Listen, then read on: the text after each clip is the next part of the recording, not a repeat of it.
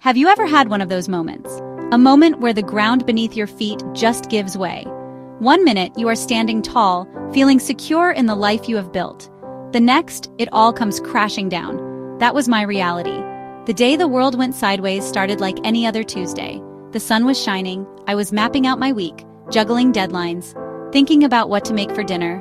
I had my home, I had my job, I had my little routines that made up the rhythm of my life. I felt safe, I felt in control. But life reminds us control is an illusion. The news came like a thunderclap on a clear day. The company I'd poured my heart and soul into was restructuring. My position was being eliminated. Just like that. A single phone call, sterile words, and my world crumbled. That same week, a letter arrived. The landlord was selling the building.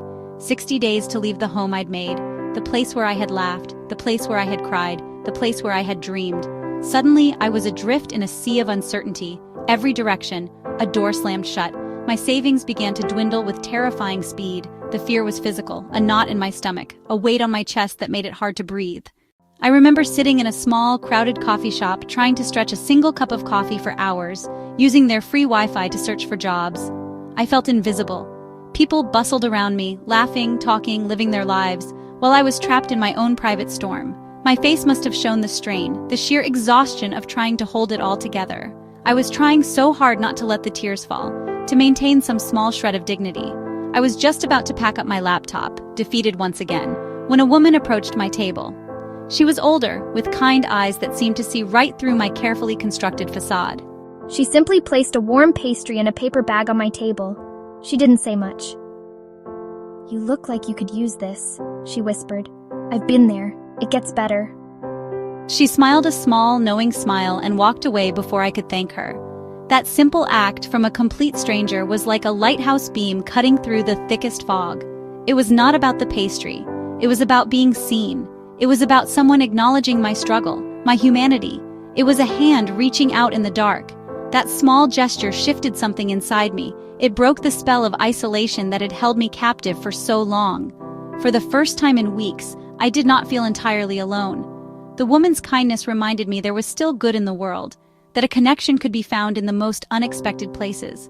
A tiny miracle, a moment of grace that cost her almost nothing but meant everything to me.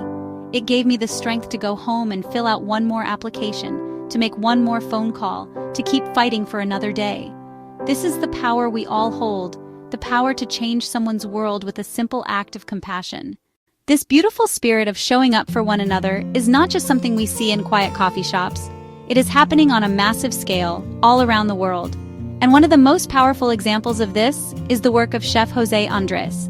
When you think of a five-star chef, you might picture a fancy restaurant, intricate dishes, exclusive clientele. But Chef Andres has redefined what it means to be a chef. He took his incredible talent for feeding people and turned it into a global force for good. He believes that a hot plate of food is more than just sustenance. It is a plate of hope. It is a message of respect and dignity. In 2010, after a devastating earthquake struck Haiti, Jose Andres did not just send a check. He went there himself. He gathered local chefs and volunteers and started cooking. Out of that immediate, powerful response, World Central Kitchen was born. Their mission is simple but profound: to be there with a warm meal whenever a crisis hits. They are often the first to arrive and the last to leave. Hurricane in Puerto Rico, wildfires in California, volcanic eruption in Guatemala, front lines of the war in Ukraine. They show up. They set up kitchens in the most challenging of circumstances, proving that food is a universal language of care. It is not about charity in the traditional sense. It is about community.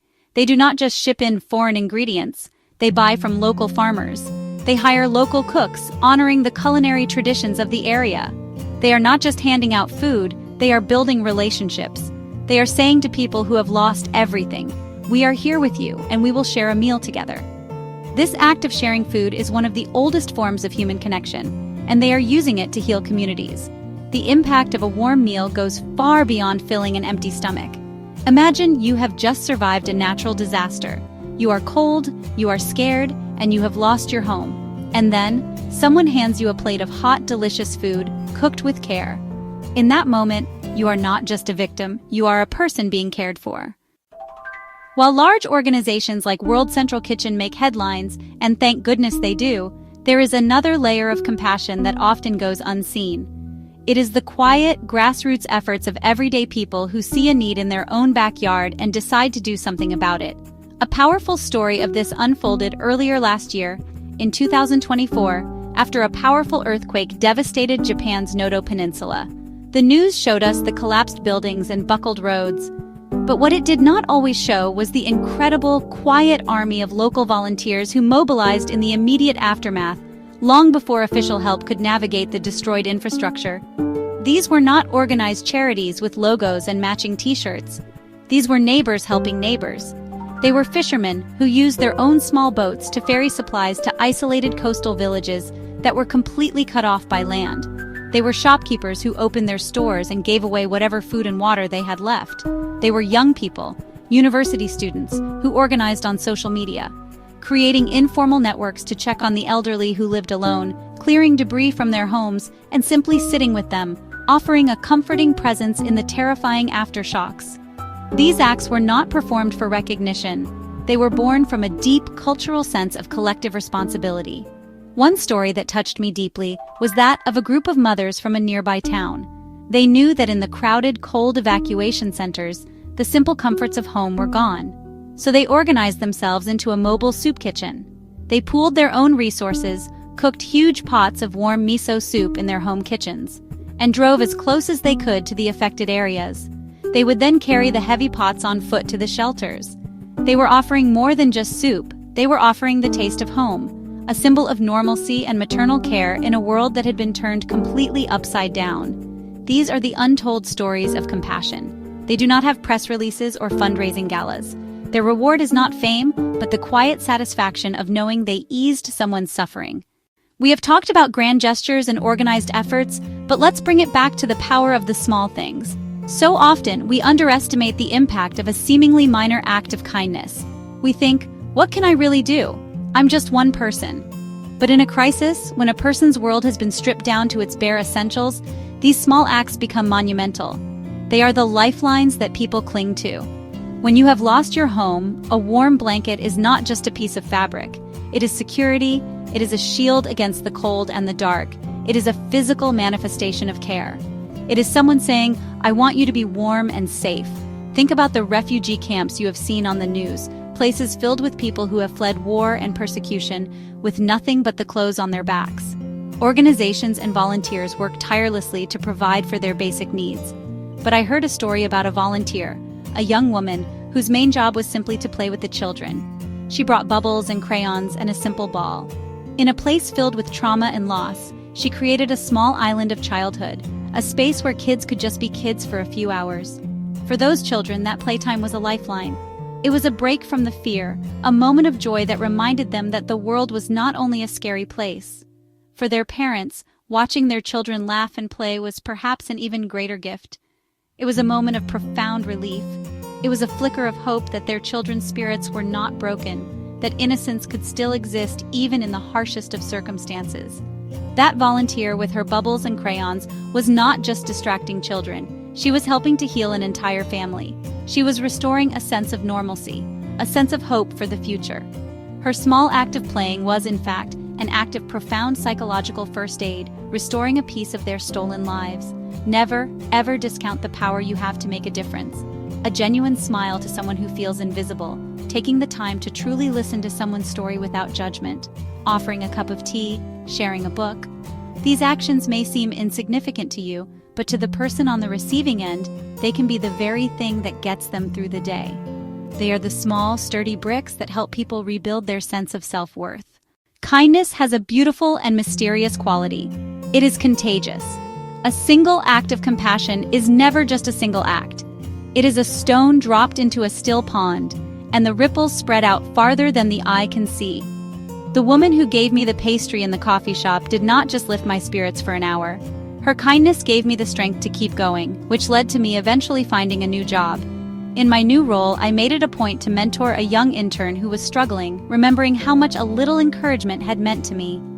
I have no doubt that she, in turn, will one day pay that kindness forward to someone else. This is the ripple effect in action. When we receive compassion, it does something to our spirit. It softens us, it opens our hearts, It plants a seed of generosity that often inspires us to act in kind. Think about the caffè sospeso or suspended coffee tradition that started in Naples, Italy. A person who has had a good day pays in advance for a cup of coffee for someone who cannot afford it. The person who receives that free coffee, a stranger, feels the warmth of that generosity. They might not be able to buy a coffee for someone else that day, but they might be kinder to the bus driver, or more patient with their children, or offer a helping hand to a colleague. This chain reaction of positivity is a powerful force for change. It transforms communities from the inside out. We saw this after the devastating floods in Queensland, Australia, a few years back. The mud army of volunteers who showed up to help strangers clean out their ruined homes was incredible. But what happened next was just as amazing. The people who were helped, once they got back on their feet, became volunteers themselves. The compassion they received was not a dead end. It was a current that flowed through them and back out into the community, creating a wave of solidarity and mutual support. When crisis strikes, it robs people of more than material possessions: dignity, their self-respect, and their belief in their own agency. Being forced to accept help, to stand in a line for food, to admit that you cannot provide for your family, these experiences can be deeply humiliating. They can make a person feel like a statistic rather than a whole and worthy human being. This is why true compassion is about so much more than just delivering aid. It is about restoring dignity. I once read about a project in a community recovering from an earthquake.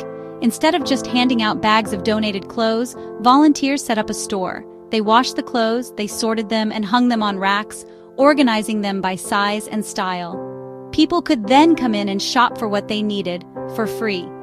They had the freedom to choose, to pick something that fit their personal style, to make a decision for themselves. This simple change transformed the experience from passive charity to one of dignified choice. It gave people back a small piece of the control they had lost. This principle of restoring dignity is at the heart of the most effective humanitarian efforts. It is about asking people what they need rather than telling them what they will get. It is about involving them in their own recovery. For example, some organizations provide cash transfers instead of goods, trusting people to know their own priorities best. This simple act of trust can be incredibly empowering. It says, "We see you as a capable, intelligent person who is the expert on your own life." This restores a sense of agency and self-worth that is as vital to survival as food and as vital as water. Ultimately, compassion is the act of seeing the full humanity in another person, especially when they are struggling to see it in themselves. It is looking past the label of victim or refugee or homeless and seeing a mother, a father, a son, a daughter. What we are witnessing in all these stories from all these different corners of the world is nothing short of a revolution. But it is not a loud, angry revolution fought with weapons and protests. It is a quiet revolution of the human heart. It is a global movement powered by empathy and driven by the simple, radical belief that we belong to each other. It is happening in every community, on every street, in moments both big and small. It is a choice that millions of people are making every single day.